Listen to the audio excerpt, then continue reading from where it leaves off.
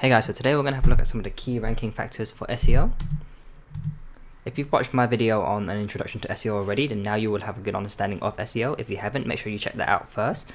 Now we're going to cover some of the factors that determine whether or not a website ranks on Google and where it ranks on Google. Some of these things are going to be the same as what I discussed in my introduction to SEO video, but I'm going to go into a lot more detail than I did in that video. Also, I want you to remember that SEO is not an exact science, so there isn't like a formula that you can follow to guarantee your rankings. A lot of these things are just being tested a lot and kind of like, it's been tested on a lot of different websites to see what actually works and what doesn't, what has an effect on rankings and what doesn't. Also remember that algorithm changes will happen and can affect some of the things I talk about in this video. And one last thing before we begin, there's a ton of things that actually affect SEO rankings. I'm not going to cover everything. I'm just going to cover the things that have kind of stood the test of time, which just make logical sense.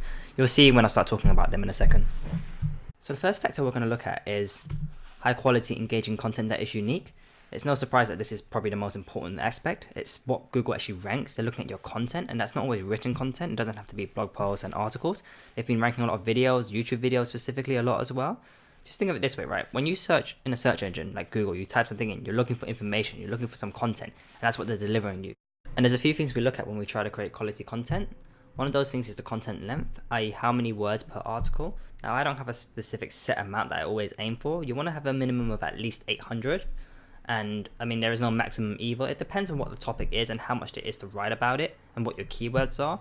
Sometimes when you have a lot of keywords in a keyword group, they can warrant separate articles, but a lot of times it can be all in one article as well. It just depends on how much information there is to write, but you're not going to be ranking for like 100-word blog posts or stuff like that, so you do want to have quite a decent amount, at least maybe 800.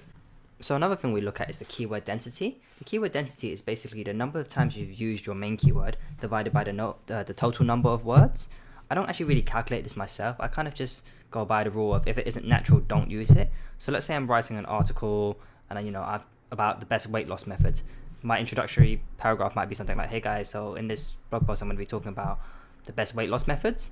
I've used the keyword and it's natural, it makes sense, that sentence is grammatically correct, it makes sense. But sometimes if you have a keyword like water fasting weight loss, that isn't really something that makes sense. You can't really write, so today I'm going to talk about water fasting weight loss. You'd say water fasting for weight loss. So if it's not natural and you kind of just think this isn't grammatically correct, or I wouldn't really write it like this if I wasn't trying to stuff the keyword, then don't do it. Only use the keyword if it's natural. Don't try to stuff the keyword as many times as you can, because it's just going to seem silly.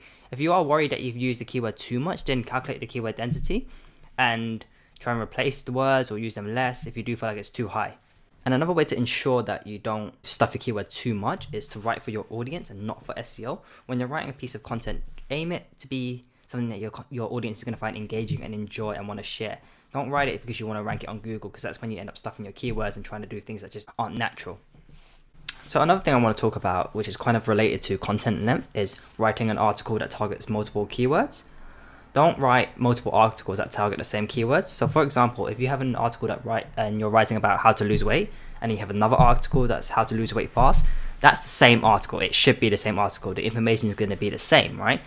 Or if you have something like I need to lose weight or desperate to lose weight, these are all the same article. There's no point having 4 separate articles for these 4 separate keywords when the information is going to be exactly the same. You might get into a scenario where you're actually your pages are competing with each other to rank, which just doesn't make sense. Whereas if you have like a keyword, for example, how to lose weight for men, and then another one, how to lose weight for women, that might warrant 2 separate articles. It depends on how similar the information is. If you're going to write about the nutrition and it's the same thing for both categories, for men and women, eat healthy, eat healthy carbs, eat your vegetables, then there's no point having 2 separate articles if it's the same content. But if they are separate and it's different things, like the exercises are different, then it might be worth having 2 separate articles. The main thing to look at here is just how similar is the information going to be, and are they looking for the same information? If someone types in how to lose weight and someone types in how to lose weight fast, they're practically looking for the same information. I'm going to go in further detail on this when I do my keyword research video on how you can group your keywords to see if it's worth writing separate articles or one big one, so don't worry about it too much at the moment. And one thing I think about when I'm trying to create good content is, does my content add any value to Google and to my audience? Google's a search engine. When someone types something in, they're looking for information. Do I make it easy for Google to link them to my site because my information is good? Does my content provide value for my audience? Does it give them the information they want? If they're looking for how to lose weight fast, do I provide them that information? If they're looking for something else like dog training tips, do I provide them that information? My content has to be good enough for both Google and for my audience. So I always ask myself when I finish a piece of content and I proofread it, does this actually add any value to anybody? Does it add value to Google? Does it add value to my audience? And another thing with content is fresh content. So if you're building a content site, then you probably already know that you're going to be adding new content quite regularly. But fresh content doesn't just mean adding new content. It can also mean updating your old content. If you wrote a blog post 6 months ago, you can always update it. Is there any new information? Is there new research that's been conducted? Has your opinion changed at all? Especially if you're reviewing something. Updating your content is another example of fresh content. So it doesn't always just have to be new content.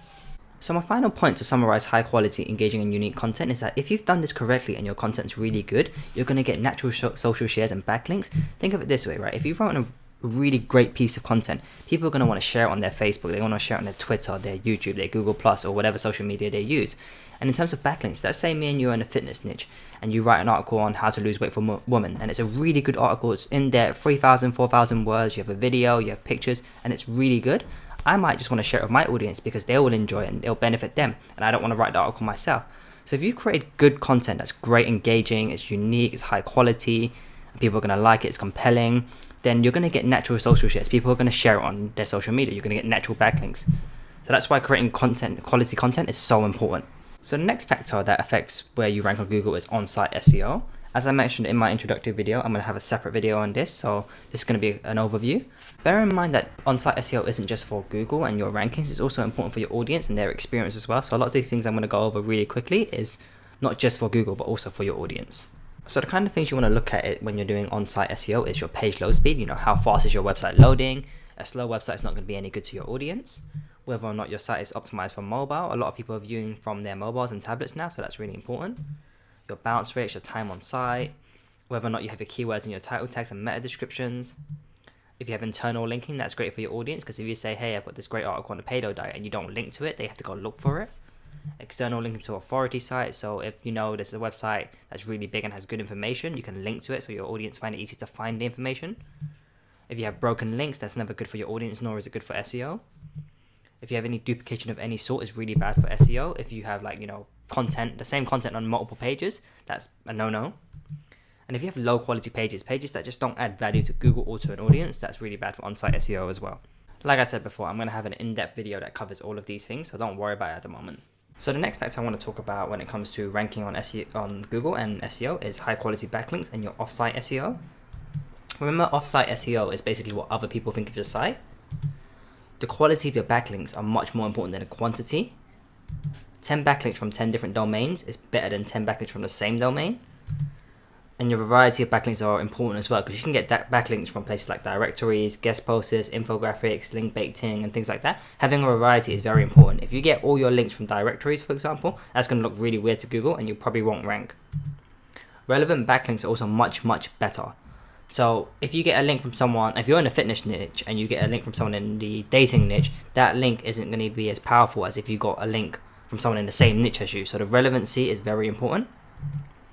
Your anchor text is also important. So the anchor text is when someone links to your website, what is the text that is linked? The most common one is the website name itself, because they'll say, hey, go visit thepursuitofadream.com, and then the pursuit of a dream will be underlined, and that would be the hyperlink, the name of the website, the URL itself. And that's the most common one, but you know, sometimes people use their keywords as the anchor because that helps as well, but you don't want to do that too much because that's not as natural. Which leads me to my next point. The more natural the backlinks are, the better. So if you have to go out and ask people to always link back to your website, that's not as good as people just naturally did it, because that's much better. Remember that backlinks will change with algorithm changes, what's valued and what's not. Guest posters might not be as great in the future as they are now or previously. Infographics might fall out of favor, but the value of people linking to your website just because you have great content is probably never going to go away. So that's what I would focus on. Make sure your content is great and people will naturally want to link back to it. Maybe at first you'd have to go out there and talk to people and try to get them to link back to you, but once you start creating quality content, people will naturally want to link to it. They will naturally want to share it. So the next factor I want to look at is social signals and social media.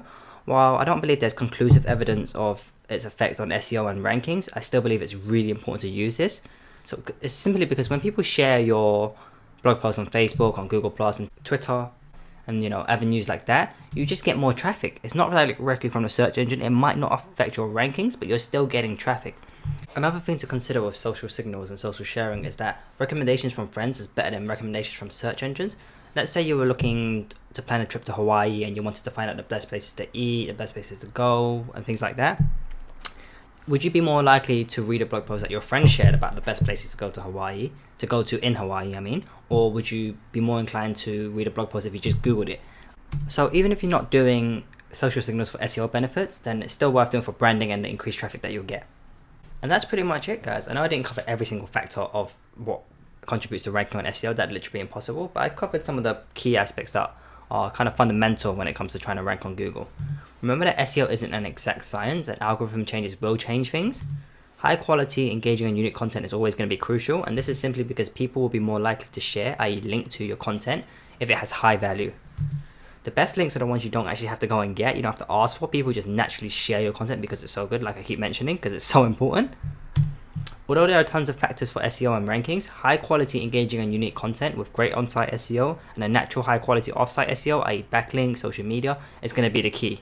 And that pretty much concludes this video. Have a good day, guys.